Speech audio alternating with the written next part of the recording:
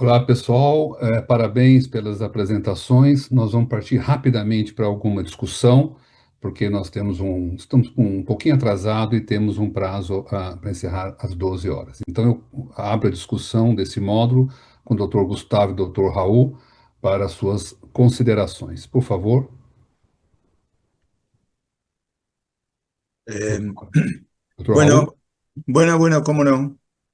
Bueno, primero felicitar de nuevo a los tres expositores, muy claro todo. En pancreatoscopía no tengo experiencia. Eh, en colangioscopía me pareció muy clara la primera charla en cuanto a lo objetiva que termina siendo la clasificación de Mendoza, cuando hasta ese momento teníamos clasificaciones no tan objetivas como esa es bastante concreta. Eh, y ya que estamos haciendo un intercambio entre sociedades y entre gente que tiene experiencia y mucha en la vía biliar, cuando se trata de estenosis benignas postquirúrgicas, hoy día en los centros de referencia de Brasil, ustedes que son expertos, ¿siguen utilizando el protocolo de Roma o Stanford modificado?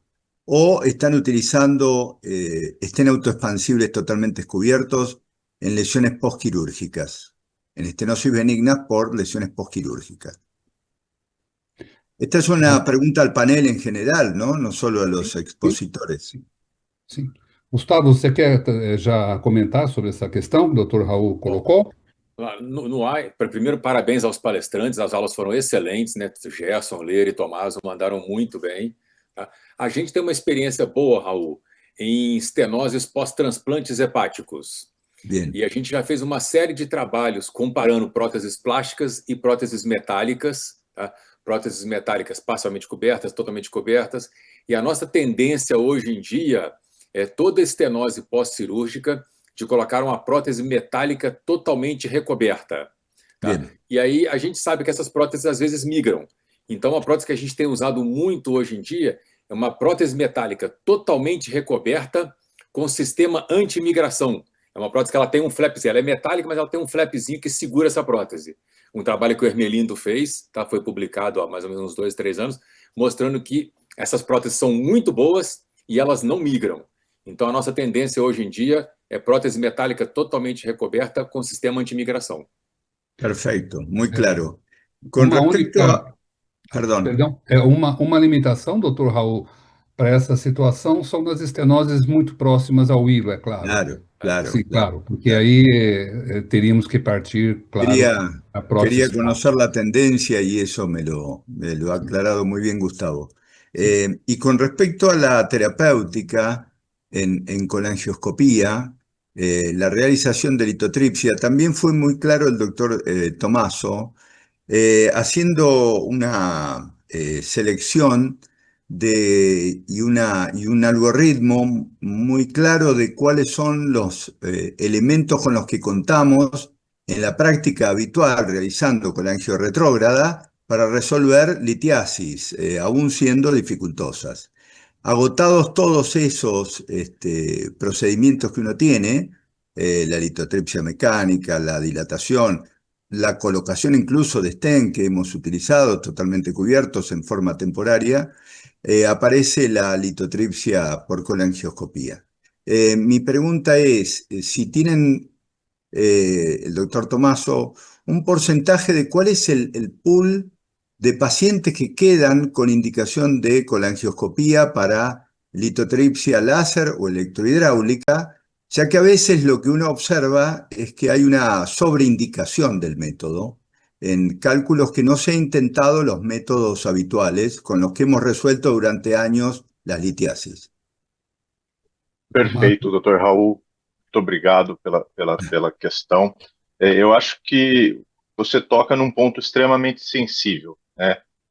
A superindicação de uma técnica é o que faz com que a gente tenha dificuldades de fato, ampliar o uso da tecnologia quando a indicação é realmente necessária. Então, a gente precisa ser muito criterioso, seguir o algoritmo, realizar os passos necessários antes, se é uma dilatação ampla, se tem possibilidade de litotripsia mecânica, para então a gente indicar a técnica da litotripsia guiada por colangioscopia. Entretanto, se a gente retardar muito isso, a gente só vai aumentando os custos. Cada nova CPRE é uma nova internação, uma nova anestesia, novos acessórios que precisam ser reutilizados. Nesse contexto, nós temos aqui um grupo aqui no Brasil de ExpertNet que a gente vem estudando cada vez mais para que a gente consiga colocar o método disponível para o nosso hall da ANS, para que os nossos pacientes de convênios possam ter acesso. E a gente tem feito estudos que você, frente a cálculos difíceis, se você falha já naquela CPRE inicial, se você já realizar a colangioscopia na primeira CPRE, você vai ter a colangioscopia com litotripsia nessa primeira CPRE, você vai ter um resultado econômico melhor. Então, seria o ideal que a gente já tivesse todo o arsenal disponível se a gente falhar numa dilatação ampla, para que a gente possa, então, realizar a litotripsia. Es costo efectiva como lo mostró en la charla, ¿no? Sim. Perfeito, Tomaso. Muy bien. Le doy lugar a Gustavo para que haga algún comentario o pregunta. A gente viu na aula do Tomás, do Gerson, do Lira, que a colangioscopia revolucionou a CPRE, né? Mas a minha pergunta é, a colangioscopia é para todo endoscopista ou não? Qual o treinamento que a gente tem que ter antes de pensar em fazer uma colangioscopia? A gente sabe que é um procedimento que cursa com complicações. A gente já tem na literatura até bem estabelecido alguma coisa sobre a curva de aprendizado, né, para a colangioscopia. Já tem alguns trabalhos que sugerem quantidade mínima de casos, estratificando pelo nível de expertise, 25 casos de colangioscopia, estratificando para 50 casos de colangioscopia. Eu costumo dizer para essas perguntas, Gustavo, que é muito parecido com o que a gente tem para dissecção submucosa. Eu acho que isso não é uma ferramenta que deve todo endoscopista realizar em qualquer local. Não faz sentido, é mais fácil otimizar, né, e tentar serem criados centros de referência para esses pacientes serem referenciados. O que o Tomaso falou agora há pouco, para cálculo se aplica exatamente também para estenose. Né, a gente fica ali com aquele viés de seleção. Se demora demais para indicar, torna muito mais caro. Mas se for indicar logo, porque o caso requer essa tecnologia, vai ser custo efetiva.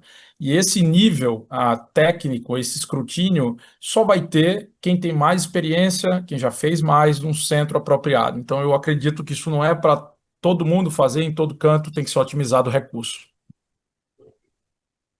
Certo. O Gerson, nessa linha que você está colocando, então, na sua apresentação sobre estenose biliar, que tipo de paciente você tem recebido, então, na sua prática, para o diagnóstico com utilização de colangioscopia?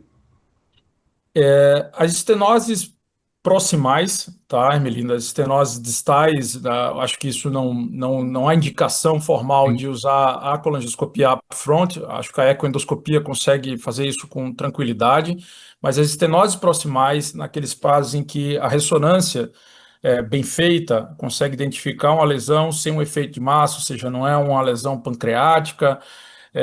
Nesses casos, a gente já tem um time bem em sintonia, cirurgia, endoscopia, oncologia, e cada vez mais a gente consegue filtrar e selecionar o paciente para ir como primeira opção para CPRE com colangioscopia. Então, é isso a máxima. Essa decisão ela não é do endoscopista isoladamente, vem num time multidisciplinar. Eu acho que entre os pares de um único local de trabalho dá para construir, né, com gente que tem expertise no método, dá para construir esse fluxo sem grande dificuldade. Uma última pergunta para o Dr. Marcos Leira, Dr. Gustavo, Dr. Raul, depois nós vamos passar para um período próximo do encerramento. Quando a gente fala de pancreatoscopia, a gente sempre dá uma tremida, porque o pâncreas é um órgão que a gente tem medo. Leira, quais são os cuidados que você tem que ter para esses pacientes para poder fazer uma pancreatoscopia com menos chance de complicação? Eu acho que o mais importante aí, né, Gustavo, que você colocou é estar muito bem indicado, ou seja, a primeira coisa é ter uma decisão multidisciplinar, ter uma avaliação cirúrgica do gastroenterologista, do oncologista e do endoscopista. Porque você tem alguns critérios, por exemplo, às vezes você tem um IPMN ou você tem uma estenose no corpo para a cauda, só que o segmento da cabeça muitas vezes está normal. Então você teria que dilatar, ou seja, por mais que você tenha hoje alguns aparelhos que tenham 9,5 frentes para você conseguir entrar pela via pancreática, mesmo assim você precisa de uma dilatação mínima. Então você teria que dilatar para poder chegar. Então esse é um dos critérios de avaliação que você tem que pesar quando você vai indicar a pancreatoscopia.